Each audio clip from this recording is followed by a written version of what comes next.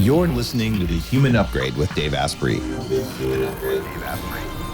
Today is a episode recorded live in Amsterdam, and our guest today is Dr. Joy Martina. Joy's been on the podcast like hundreds of episodes ago, where we talked about, call it psychic abilities, but she's actually a psychologist, and she's a psychologist who practices intuition, and she just straight up says, I'm a psychic psychologist. And she does sessions globally with clients where she does hypnosis. And today I wanted to go deep into how many psychologists or just healers are actually either highly intuitive or psychic, what the difference is. And we're going to talk about those times you just know. And you'll find that Joy just knows a lot of the time in a way that's pretty weird and good. Joy? Thank you so much for having me here. You're welcome. It's my pleasure. Now, you just hypnotized me. I did. Did you enjoy yourself? I did enjoy myself. Now, is what you did for me typical for what you would do? Yes. Yeah. It was typical in the sense that I always aim to get my clients into the deepest state of relaxation that they possibly can in that moment. Okay. And the reason why I do that is because in that state, their conscious mind is no longer controlling and limiting their ability to actually connect to something that's greater than them. Why, when you had me hypnotized, was I squirming all over the place?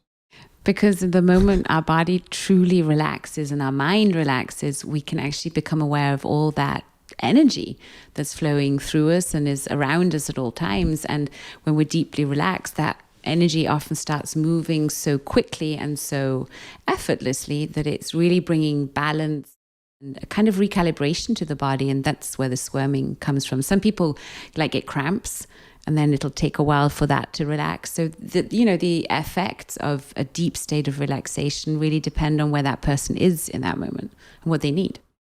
It sounds kind of like, in fact, it felt also kind of like what you'd see in a flotation tank. Like a lot of people, when they start doing a float, will get those cramps, and the magnesium sometimes helps, but you become aware of where you're holding tension. That's right. So I had like a cramp in one of my feet that doesn't normally cramp, and then I was just noticing energy is probably the right thing to do, flowing through. But then you said a bunch of stuff, some of which I probably remember. I don't know if you can make me cluck like a chicken, can you?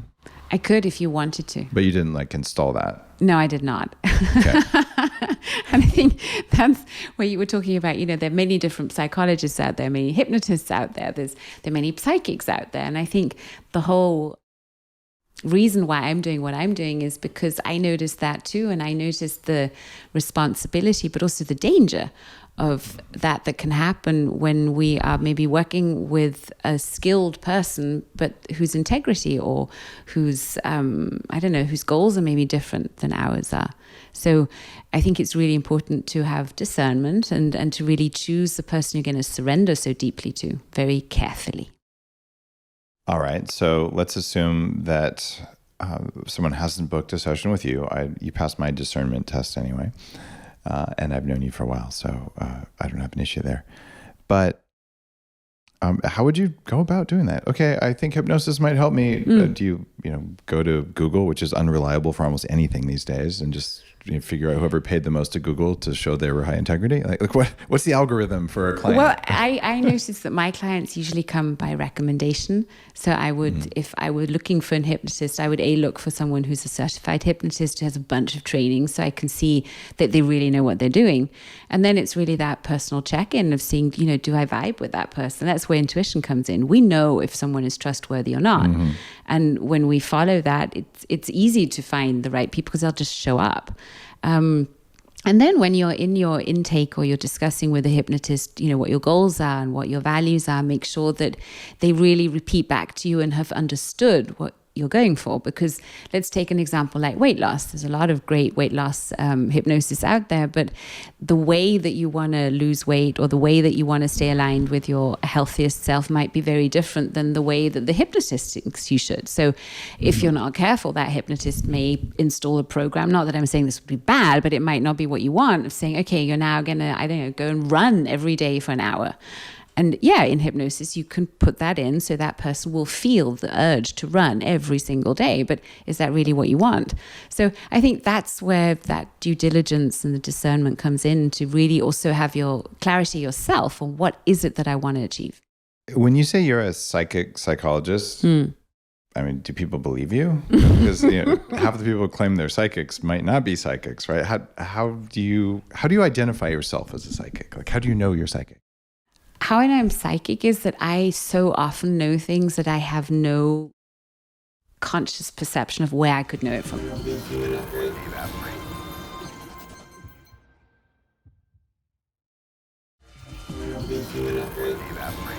How I know I'm psychic is that I so often know things that I have no conscious perception of where I could know it from. It's not my knowledge. It's not my wisdom. I just know. And over these decades, right, nearly 5 decades on this planet, I figured out, I was so often I was just right. But there was a part of me that wasn't listening to that because it seemed so unlikely. And then the thing with intuition is it's just like a muscle that you train. The more often you trust it, the more often you go with it, the stronger it becomes. And then I started noticing that veil, the sort of the doubt, the maybe not, started disappearing. And I just became clearer and clearer. And that's that certainty. And once we have that certainty, we also have that confidence and that clarity to receive messages from the divine, from our highest intelligence, which everybody can do, by the way. Everybody. Everyone can do that. Everybody is intuitive. It's just a matter of training. And then the more you train your intuitive powers, the more psychic you become. And that literally just means that you have opened up all 4 channels, actually more than that, but the main 4 channels of information. So you've opened up your visual channel, you've opened up your auditory channel, you've opened up your kinesthetic channel and your auditory digital channel. So that conversation in your head. And once those 4 channels are open, it's more a question of, again, discernment and choice to say, okay, do I want to know now? Because very often when with people, like say you're in a crowd of people, do you really want to know everybody's story there? Do you want to know their past lives? I don't. So I had to more learn to shut it off and say, okay, I only want to know when I need to know. And so I just have trained my brain to ask it questions and it'll give me the answers. So that's the psychic part. The psychology part is that I am and always have been fascinated how the brain works, how us humans work. I've always found us so interesting. So the psychology part helped me understand how trauma is created, how brains function, how habits are created. And then putting those 2 together helped people see what they cannot see for themselves, because we all have blind spots, including myself. And if we have someone working with us who's able to be that really clean mirror and has the added benefit of just knowing truth, and that's kind of what the psychic part is on the intuitive part is you just know, then you can often guide people to that truth, and it's easier for them to see it themselves. So again, people don't come to me because I'm helping them. They come to me because they learn how to help themselves and how to trust themselves and really become their own guru. And that's the part that I enjoy so much because it's so empowering. There are a lot of people who probably doubt that they can be taught to be psychic or to turn on intuition. I would have been one of those people if you took me back to when I was working in Silicon Valley, even though now that I know more about neuroscience and all the stuff that I do with 40 years of Zen, I recognized that what I was doing then, the innovative stuff I was doing, was absolutely intuitive. And there are a lot of times where, no one knows the answer because it hasn't been invented yet. So it comes from somewhere, and it's not just from thinking, it's from knowing and then thinking, right? That's right. We overvalue. We pay so much attention to the thinking and forget the knowing.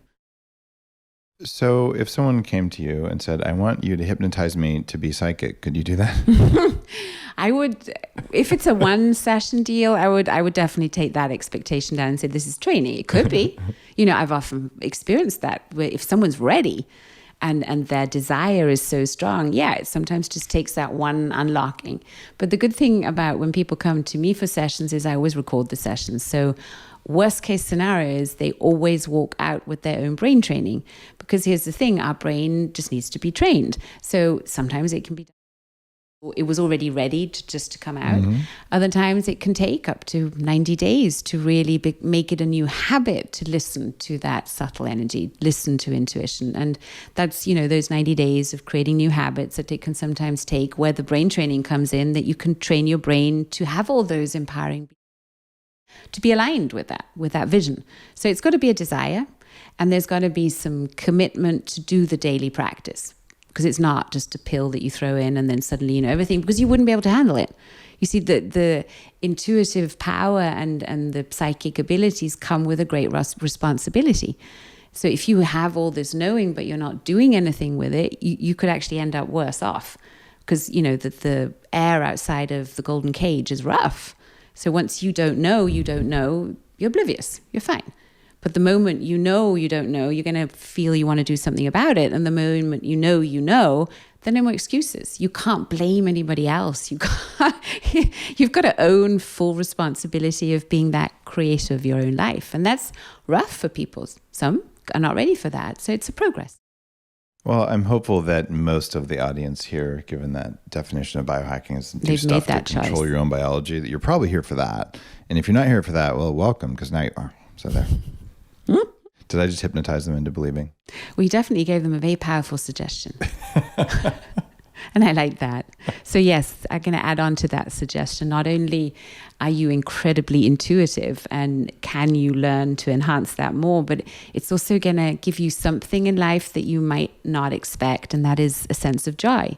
So if I look at the rates of depression and all that stuff going on that's skyrocketing, it's hardly surprising, because I feel we've all been so disconnected from intuition. And when we're not connected to our intuition, it's very hard to be happy. And once we are connected, it's much easier. It's a natural state. All right, Joy. You told people to connect to joy. Was that like a total subliminal? Go to joymartina.com to joy as the essence, not joy as the person. But you may use me as a symbol for that joy. That's totally okay. I'm just messing with you. The way I see all this is that I don't think everyone's psychic. I really don't. They're not using their psychic abilities. I will definitely agree with you there. I would say all of the information, all that stuff is out there, but we just don't notice it. Right? So it's an unawareness thing. Like you haven't turned on all of your senses, or you've learned to filter out a bunch of stuff that was actually useful. Or you haven't even become aware of who you are. Oh, that's interesting. I don't even know about that. So the way I have seen, also connecting the dots, looking back, the steps that I believe are the easiest and the best and the safest to take if you are interested in really super blasting your extrasensory perception is to, number one, first create that awareness for yourself. Of who you are. Of who you are. What does that even mean? What exactly does that mean? And then people will start coming up, yeah, well, I'm a mom, I'm a dad, I'm a boss, I'm a this, I'm a that. And I said, yeah, those are all the roles. And what else? So becoming aware of yourself, your own emotions, your triggers, all those habits, that's the first step. Because you see, we also, I'm sure, all know psychics and incredibly intuitive people who are very psychic, but useless at life. They're very bad at keeping 3D together. They usually have money issues. They have health problems. So they're not using their psychic powers to actually really help themselves. And that's step one. We have to, use it and walk that talk before we can start going out and spreading messages for others. At least that's how I see it. I like that. So there's a bunch of dysfunctional psychics out there? For sure. There's also a bunch of dysfunctional non-psychics. So and here again, because I'm sure many in our audience have been to some kind of psychic weird thing and felt good about it. And I should think some of us have been somewhere and thought, oh my goodness, this gives me the goosebumps, gives me the creeps, I want to run out. And maybe you didn't run out. And you see, in those moments, we've just got to know we're highly susceptible. We've showed up, we want to receive a message, and whatever that person's going to say, we have a choice, are we going to take it in or not? So I still remember some times when I was at sort of stuff like that, and I should have left. And so anybody listening now, if you feel it in your body that this is a no, and you know when it's a no, then go. Say, thank you so much. I'm leaving. And that's enough. Goodbye. But don't feel you have to stick things out because that's just how you do it. When your body is reacting, that's a big alarm sign. So that kinesthetic channel, as humans in a body, we all have.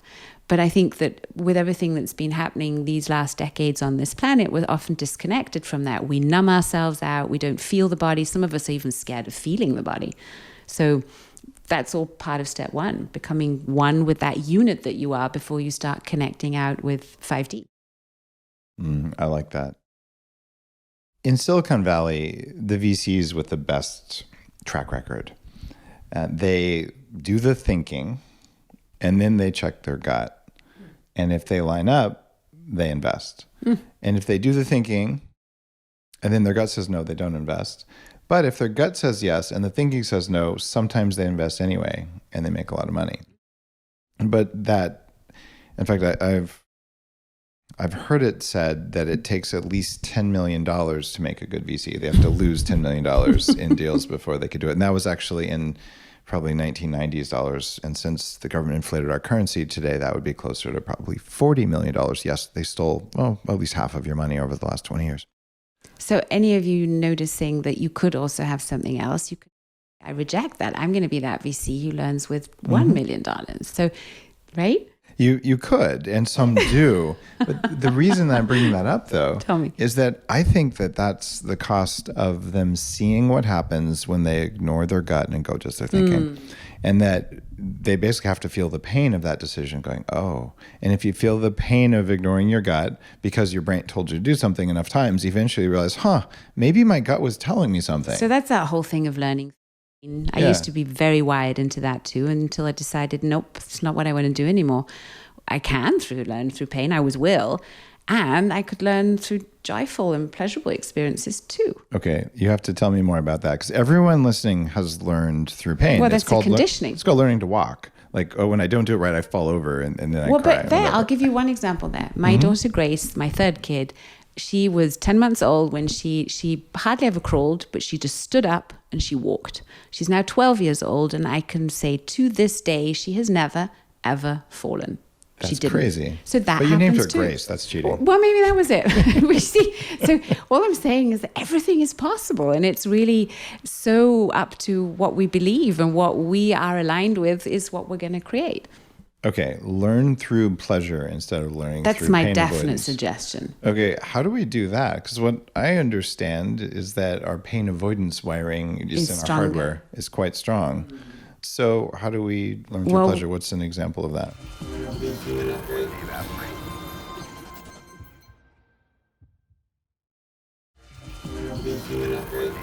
I understand is that our pain avoidance wiring just in our hardware is quite strong. So how do we learn through pleasure? What's an example of that?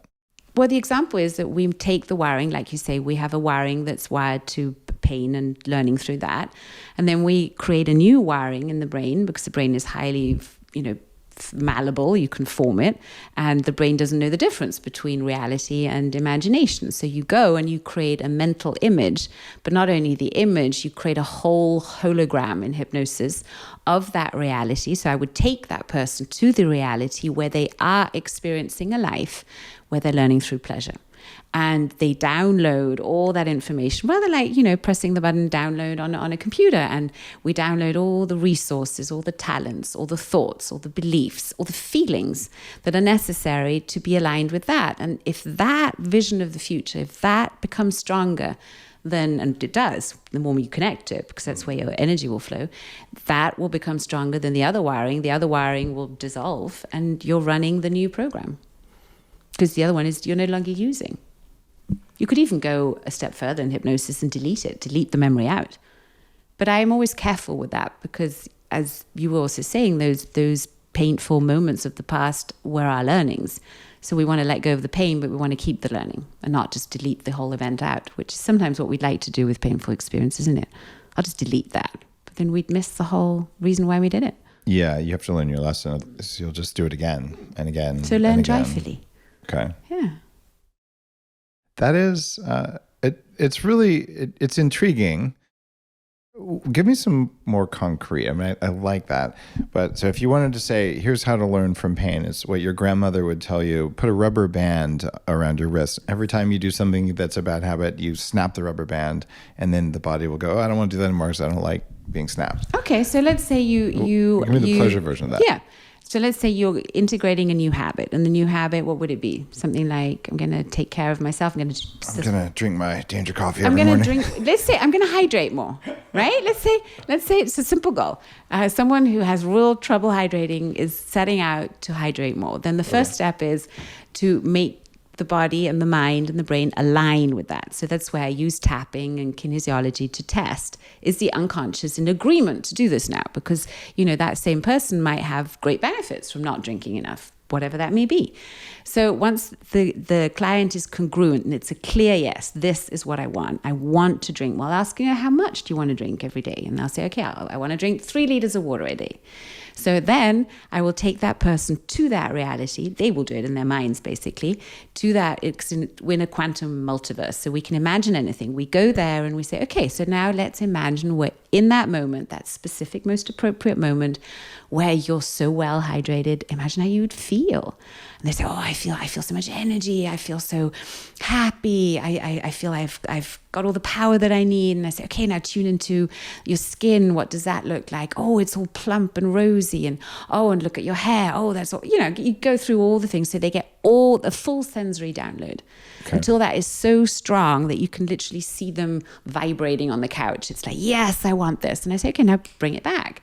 Use hypnotic suggestions, NLP, all my tricks, right? To bring it in the brain as the new download. Now, when they come back out of the session, that is their new reality. That is what they're tuned into. But of course, they're going to go back into life and then all these things will happen. So they're going to need something to re-anchor themselves to that moment, because that's the practice. It's like also Joe Dispenza says, you've got to do the work. You've got to sit down in silence and connect and do that. So what they need to do throughout the day is notice when they are going out of connection, when they're getting stressed, when they're falling back into old habits, and do a pattern interrupt. And that's where the rubber band thing comes in. Okay. But what if instead of a rubber band, you did something that actually gives you pleasure? So that could be something like taking a couple of nice deep breaths, thinking of, smelling some great aroma and essential oil that gives... Like an anchoring. Anchoring. You just need some other anchor. I like using tapping for that. Or I'll give my clients the instruction to go self-pleasure twice a day. Anchor the pleasure rather than the pain. Can I sign up twice? You absolutely you can go, and I say if you want to go the rocket fast way, do it 3 times a day. But you want to increase the amount of good vibes that you're creating, and you want to realize that you can do those yourself. You don't need anybody else for that. So you really tell your clients that? I'd really tell my clients that. And then if they're really good clients, I'll say, you know what? If you're really committed, I will pocket coach you for 10 days. And for 10 days, every single time you give yourself pleasure, you're going to send me a little emoji.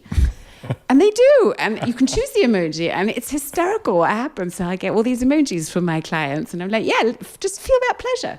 And their life changes. So you're just giving them permission, basically, to do that. I'm giving them the command to. Oh. And that's where, I'm, using that position as a hypnotist, because that person has surrendered. They simply help me, right? I'm giving you the scepter. I'm giving you the command, instruct my brain. And the moment they give me that, of course, I'm going to instruct it the best way possible. And I'll give the suggestion, you enjoy these moments of time for yourself. And suddenly they do. And then within the shortest time, usually after 10 days, they'll notice a big, big shift. But after 90 days, I'll ask, so how's that new habit? And they say, what habit? Oh, of course I do that every day. It's part of their identity. And then when it becomes part of our identity, we naturally draw it in. It's physics.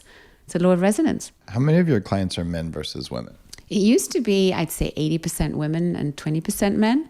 But in the last year, I've noticed it's becoming 50-50. It's really fascinating because men are waking up. It's really nice to see. So are you telling men and women to go self-pleasure twice a day? To give themselves pleasure, if that is appropriate. Some do it automatically. But especially for people who are very depressed, low energy, if you're stuck in a rut self-worth or something, issues. Because that could also be depleting, at least for men. Well, I'm not saying, go ejaculate every time. Oh, okay. I'm saying give yourself pleasure so that you are at least for those, 10 minutes a day, you're vibing high, and you're feeling love for yourself and you're grateful, because that's what's going to create more good. Okay.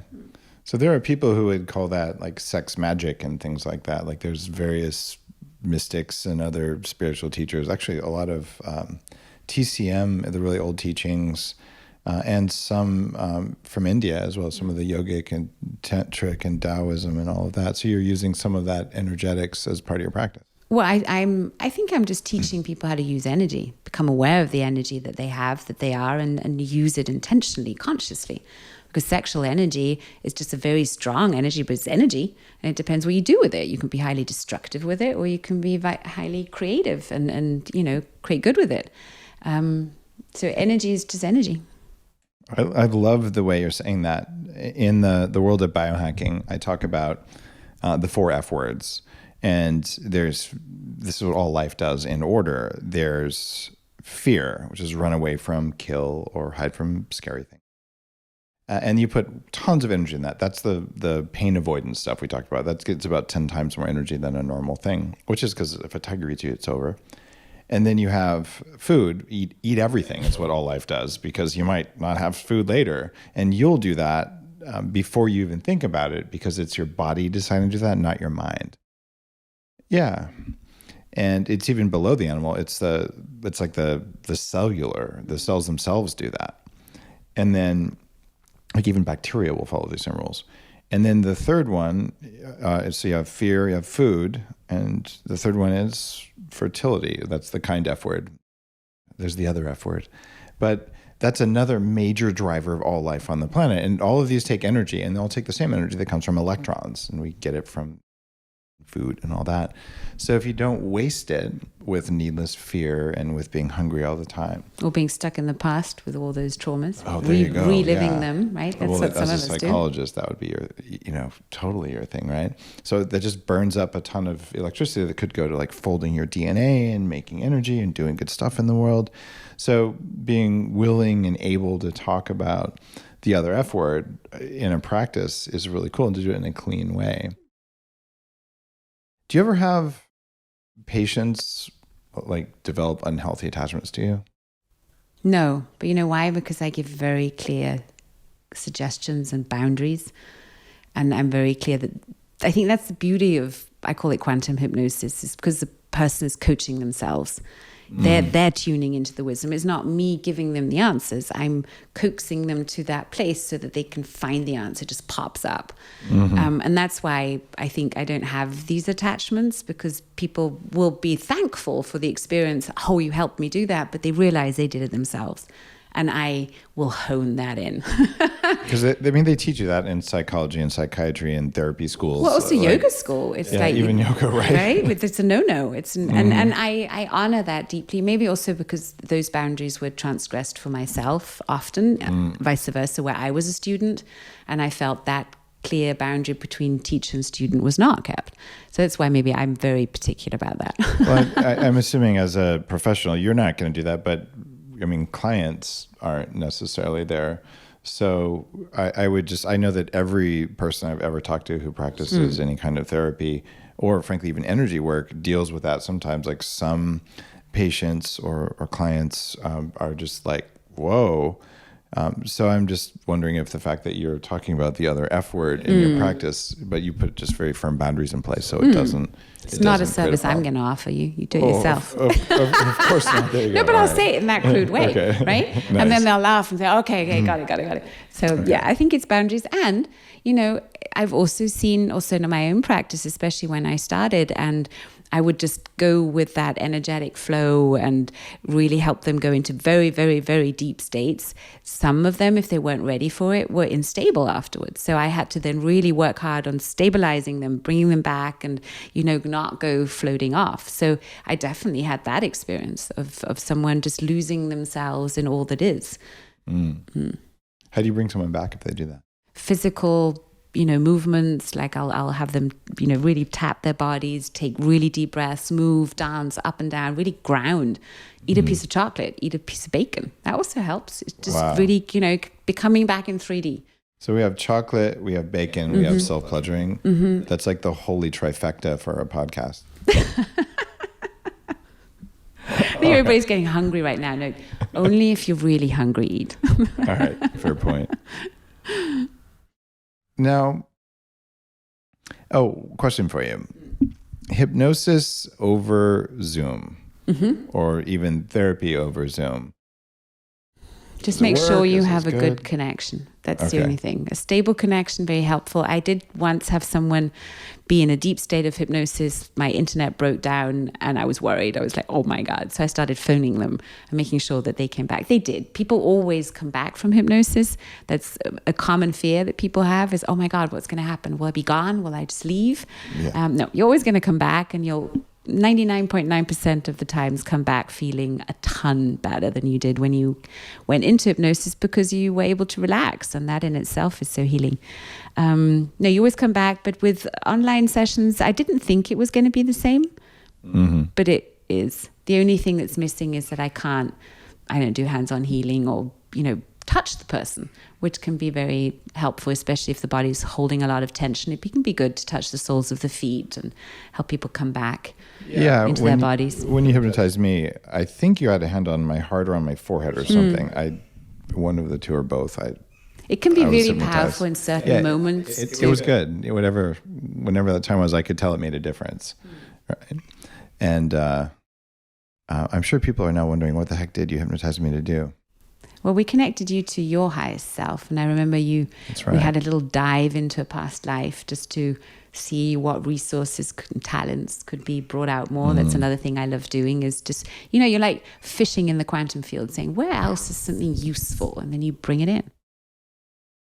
All right, past lives. We're going to talk about that. Let's do that.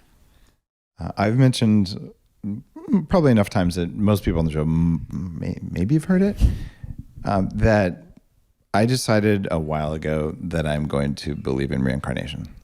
And the reason for that is, well, I've seen plenty of that stuff from holotropic breathing during the 40 years of Zen, the deep neurofeedback stuff during hypnosis, certain plant medicines, so enough that I don't really question it.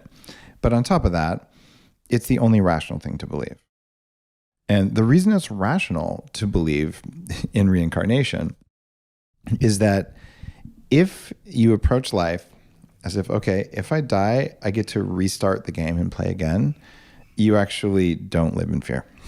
But if you're constantly afraid of dying because, oh my God, it's the end of the world, you'll be in fear all the time, which takes away a lot of your life. And here's the thing. If I'm wrong and there is no reincarnation, I'm not going to. So it doesn't matter. So the only rational thing you can do, if you can do truth tables and you study philosophy or you study computer science or any logic-based discipline, seriously, just decide, okay, yeah, it's a video game. I get to do it again. And so that's my bias. It's your take on past lives. Yeah, in the questions I'm going to ask, though. But there's a ton of people here who, and I'm going to represent them, saying, how do you know it's a past life, not some hallucination?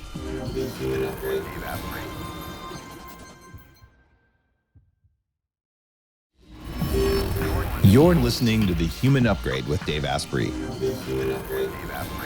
How do you know it's a past life, not some hallucination? Well, I would say experience it yourself, then you will know. That's all, because anybody can tell you anything. And if you want to believe it, you will. If you don't want to believe it, don't. And that's all fine.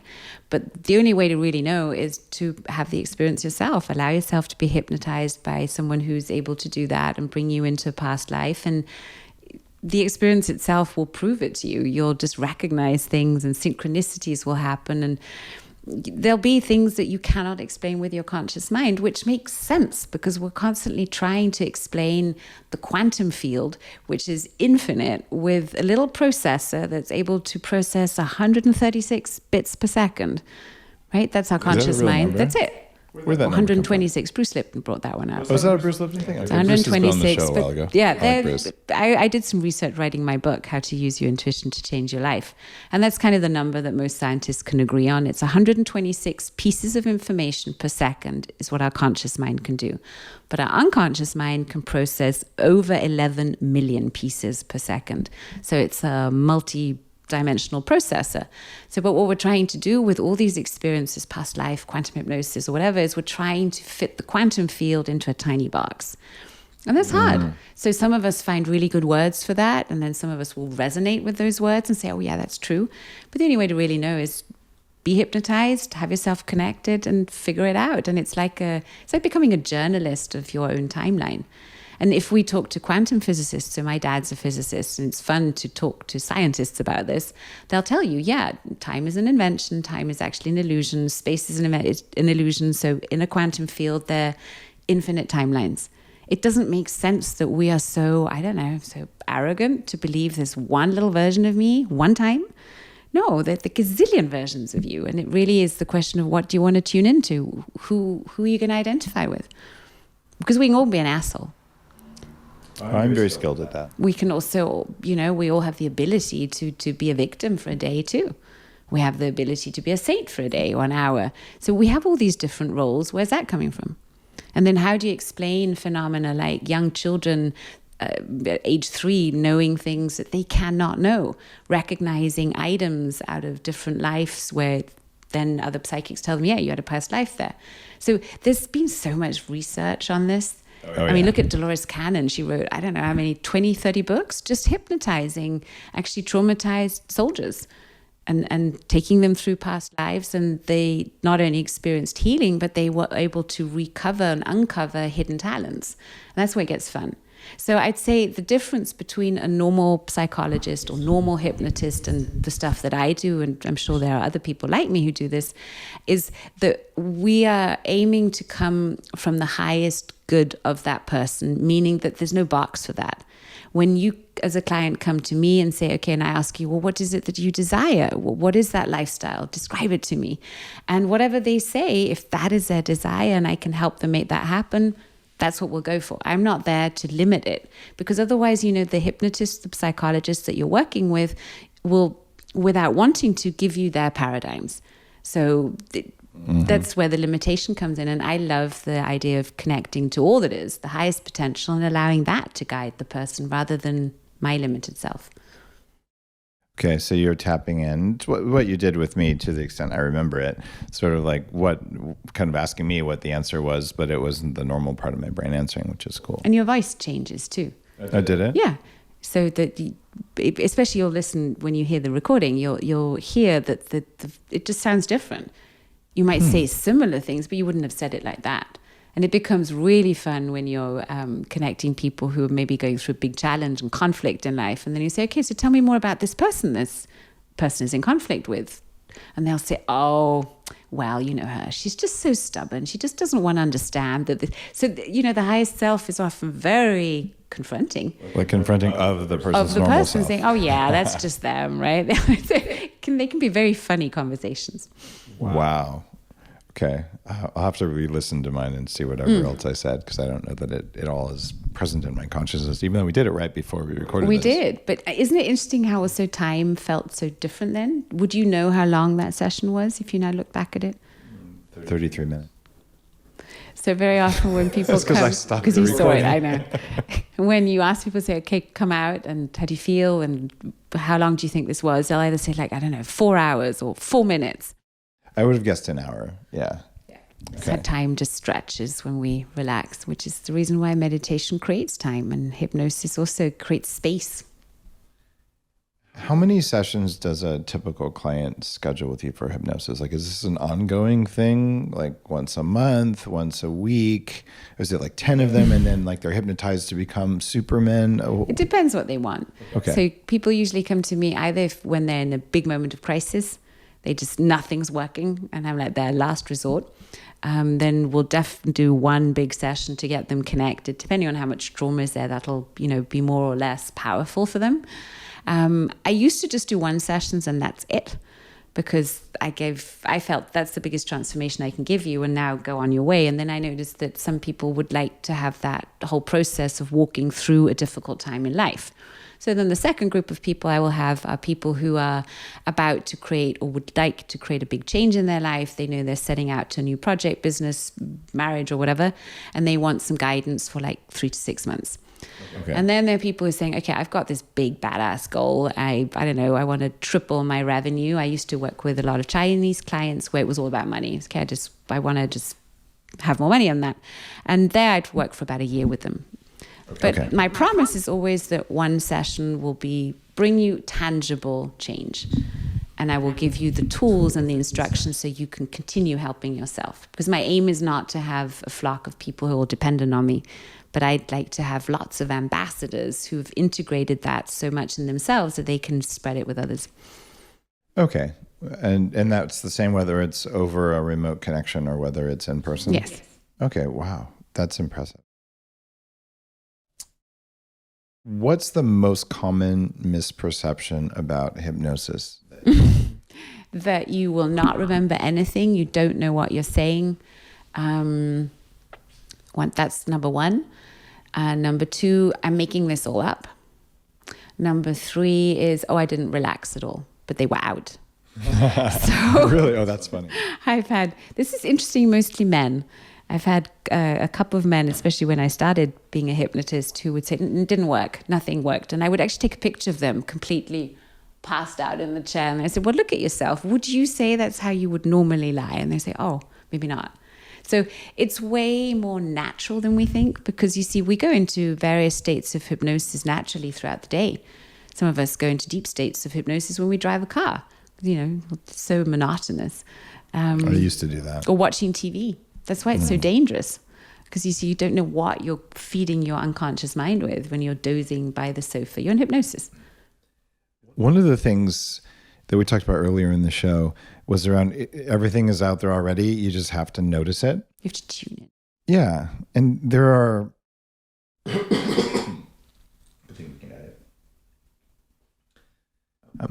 there are processes happening inside of you that are there to make you forget good stuff, to keep you safe. And I see this a lot at 40 Years of Zen. Like someone will have a breakthrough, probably similar to what would happen with hypnosis. And then they just forget it. 5 minutes later, like they go back into the old programming. Yeah. Yes. What caused that? I mean, I have my theories about it, but why do you think people forget what they just learned? Well, they don't forget it, but they just remember the old pattern stronger. Oh, okay. So I like asking at the end. So say someone said, I want to let go of this pain. It'll be a pain hypnosis. And I say, okay, so how do you feel right now after the session? Oh, I feel amazing. I feel so good. I feel so light. But what if it comes back? Right? And I say, okay, notice what you're doing. Is this helpful? So it's really, that's where the diligence and the dedication comes in, to just stop it. So yeah, you don't do it on purpose. You don't. But you do it habitually. So it's breaking that pattern and getting your friends and environment to make you aware of it. So how often are you reaffirming what you don't want? How often are you saying, oh, but this is toxic, but this is not good for me, but I have troubles with this. Is that true?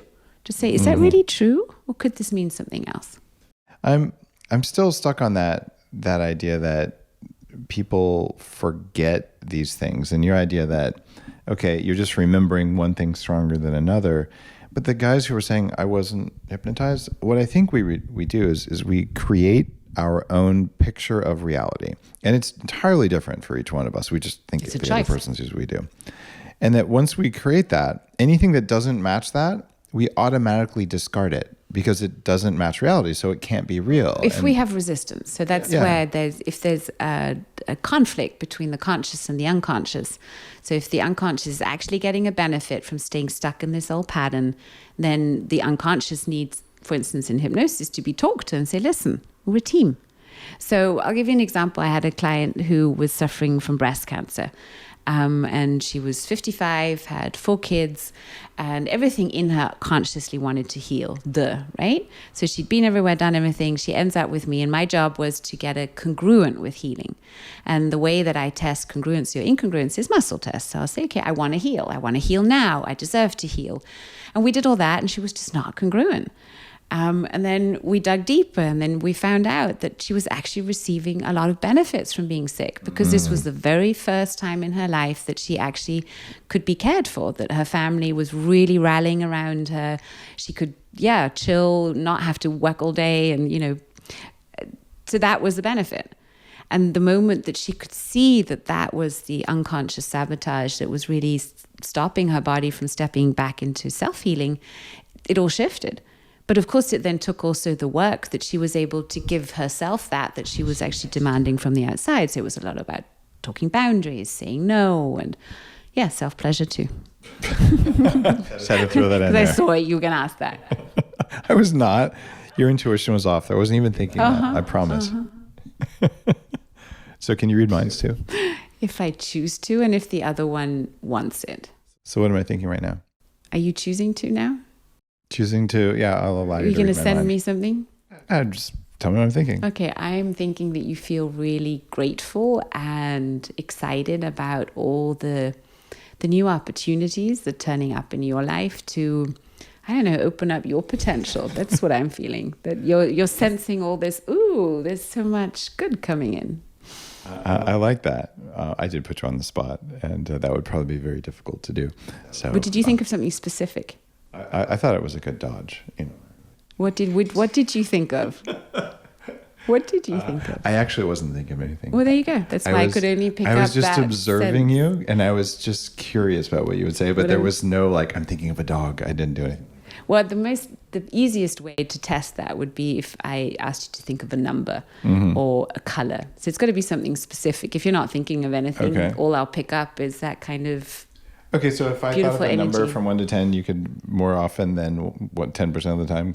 And you could too. So what we would do is we would go into that state of neutrality where there's no attachment. So doing this on a show without knowing about it, and they would put not only me on the spot, but it would make me feel very attached to the outcome. So I would have to first work on that I don't give a rat's tail whether I'm right or wrong. And that's the same with intuition. The moment we're emotionally attached to something, but I want this to work, I want path A to be the thing, we're no longer neutral. And then intuition will have a hard time in showing us an even better way. So neutrality and detachment is very important to be able to be really spot on. Well, I have a story I never talked about that matches exactly what you said.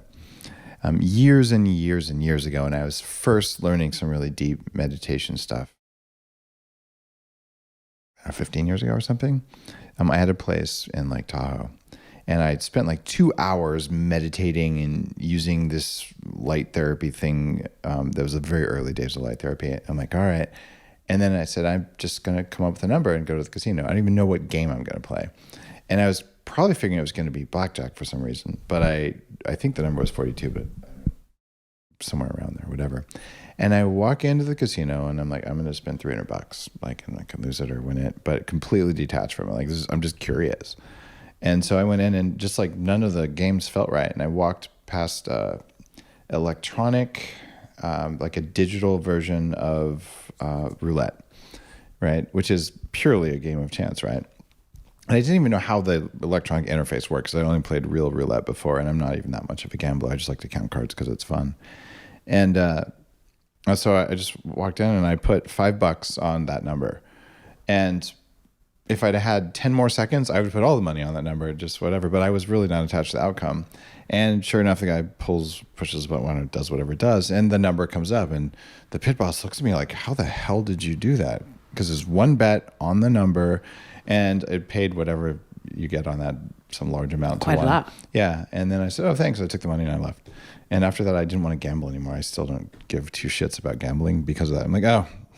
But it shows, right? So when you're completely neutral and detached, these sort of things happen. Absolutely. I had a client who was a professional poker player, and he used quantum hypnosis to connect to, famous poker players and psychics so that he would enhance his skills, which is rather like Rakoff did, the psychologist who was training the music students, to download, a role model of music, and they all, improved their skills dramatically. So yeah, it's really fun to have practical applications for the knowledge that you're getting through. And that's what I prefer doing, because I think there are a lot of, might be judgmental here, but a lot of channels out there channeling a lot of love and light and angels, but there's no practical help, or there's no, there's nothing or it's hard to put into 3D. So I like making it very tangible and useful and measurable. Yeah, that's the big thing. All right, measurable. Do people measure changes in their heart rate variability, body temperature, some other stuff? How do you measure it? How they measure it afterwards, I would say. I ask them to measure the changes they're noticing. So the biggest changes are usually an improvement in sleep, an improvement in the ability to handle stress. They say they're less triggered. They'll notice the trigger, but they won't react to it that strongly anymore. They measure it in the ability to believe in themselves. It's a sense of confidence. They just feel calmer and, more relaxed. Okay. And you can quantify even the sleep. And I see that a lot in people when they do healing, they sleep better. And you can definitely measure increases in intuition with brainwaves. So an intuitive brain or a meditator's brain looks different electrically. And funny enough, meditators usually are better at intuition anyway. Like Joe Dispenza's actually quantified that probably better than anyone. Right.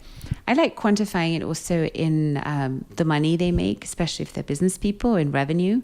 So my first Chinese client was a lady who had a chicken fat factory in China.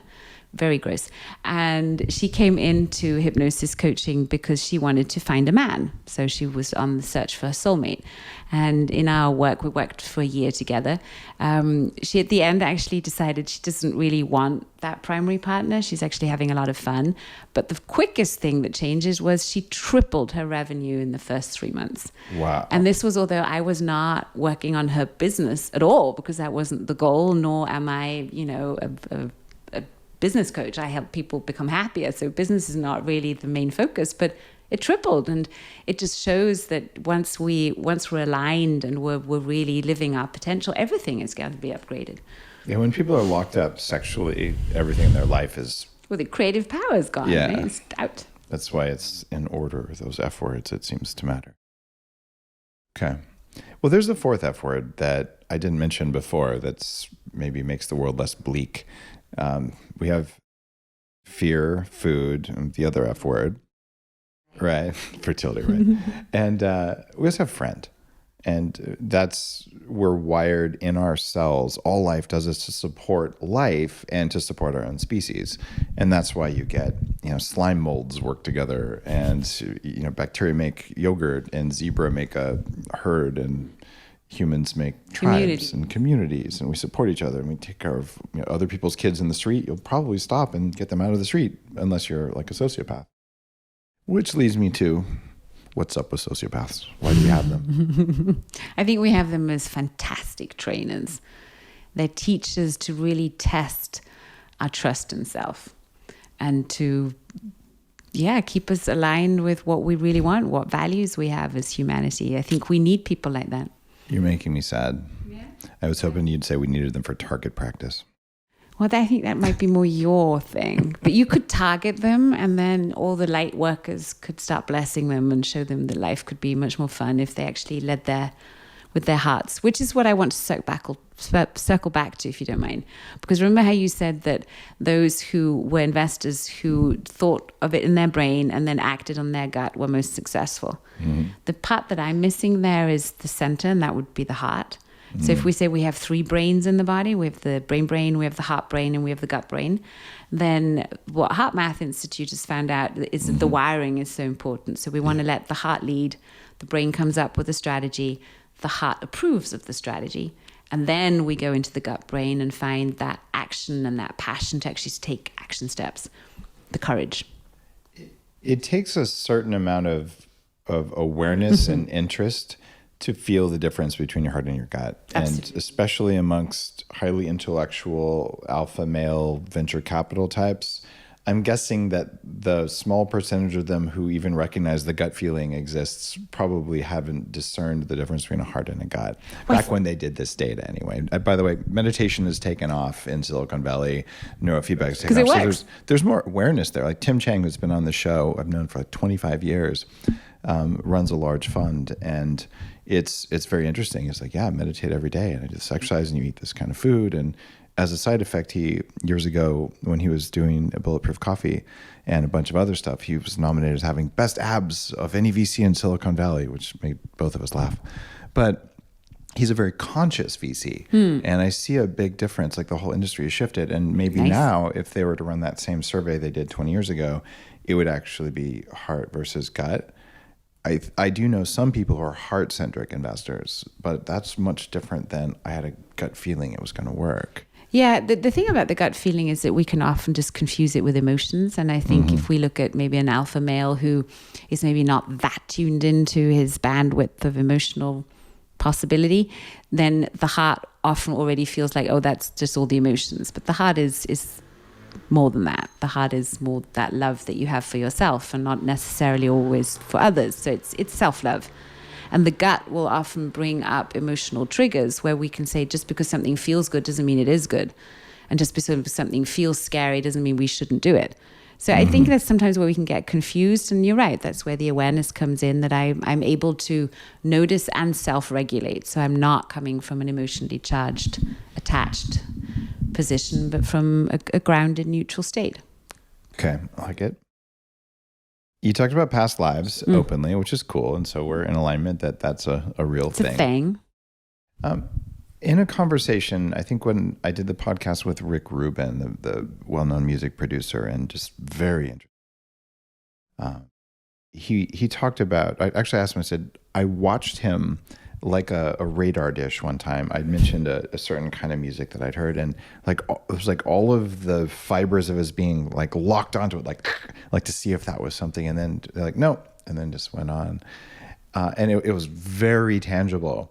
And I mentioned it on the podcast with him, and he just looked at me. He said something along the lines of, let's not mince words or something like that. Dave, you do the same thing, but for biohacking, where you just look at it and you just know. And it's that just knowing that I would correlate with mastery, right? Because when you just know every bit of something, then you no longer need to rationalize it. You don't need to analyze it. It's much faster. And I feel that, like, you feel it in your heart actually before you feel it in your gut or in your mind. That's true. So do you think the heart is a more important mind than the actual brain? Well, the heart itself has way more energy electrically and magnetically. Does it? Yes. Magnetically it does, yes. But also electrically. Calorie consumption was first in the brain, second in the heart. It creates and produces a stronger energy field than the brain. It does make a bigger electrical field or a bigger magnetic field. Yeah, okay. That's the heart math stuff that they talk about.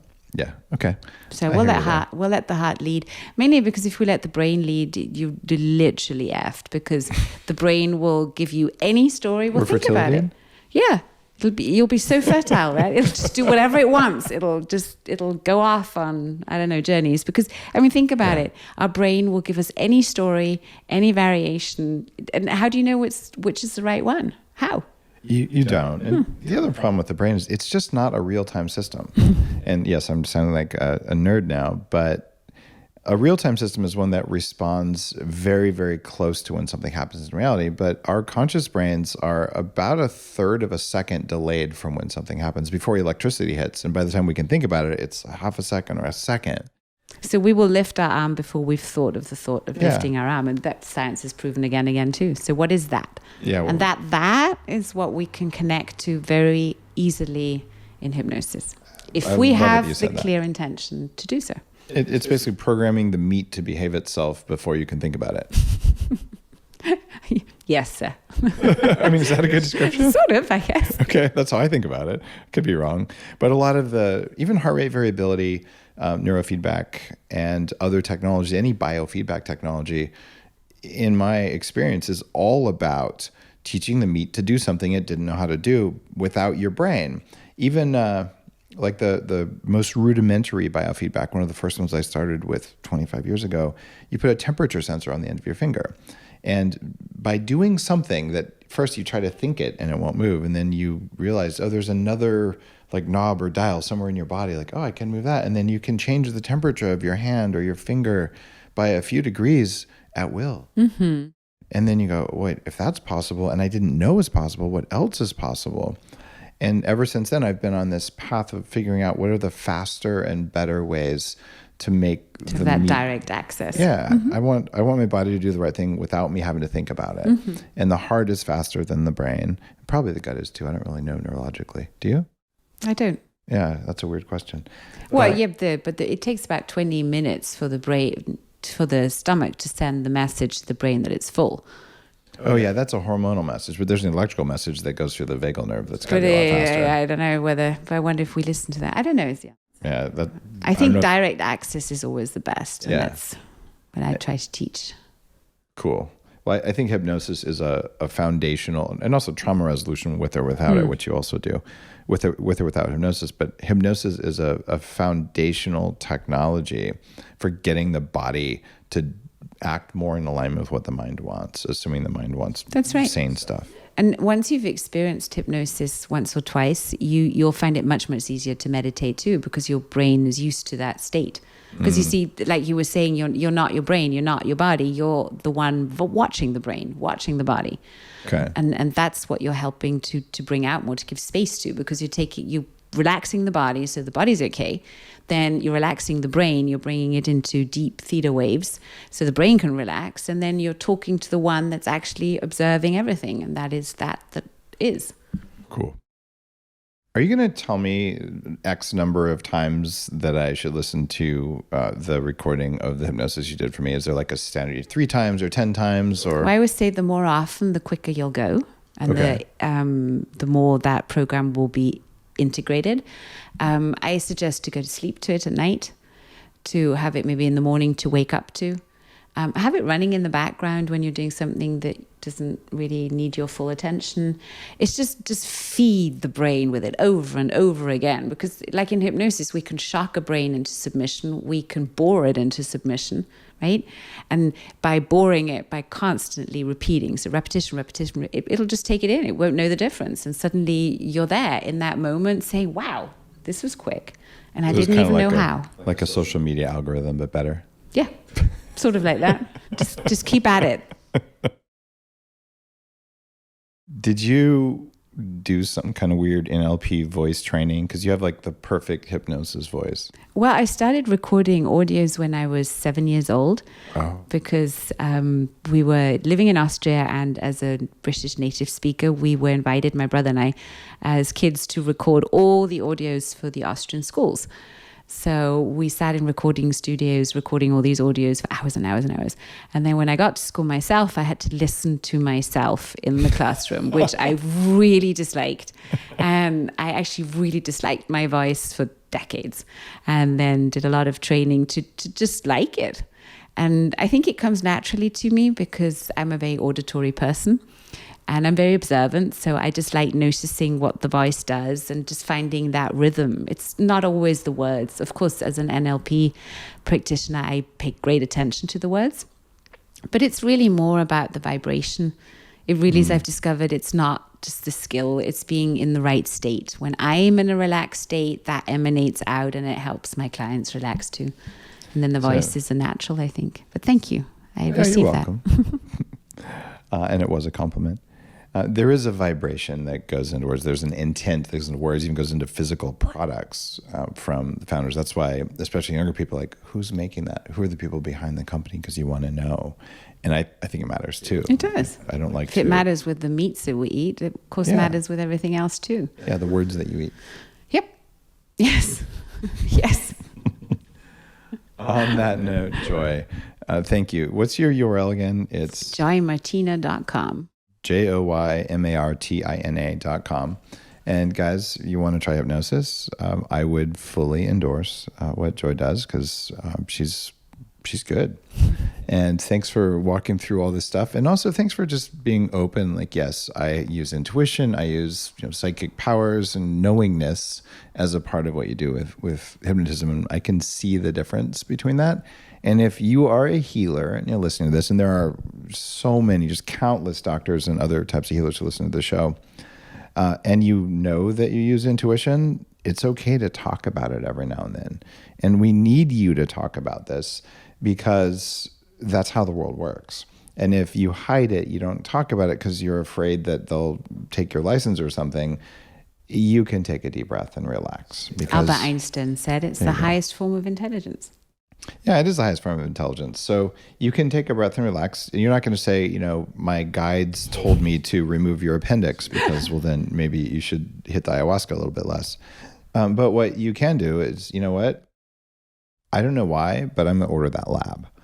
And the very best MDs from the strictest, hardest disciplines who don't believe in past lives or anything else spiritual, they still do it if they're at the top of their field, because that's how it works. And if you talk about it, maybe others will start paying attention to that as well. And the worst to do is order a lab that wasn't necessary. And God knows that's like the business model for half the hospitals out there. So you're just helping.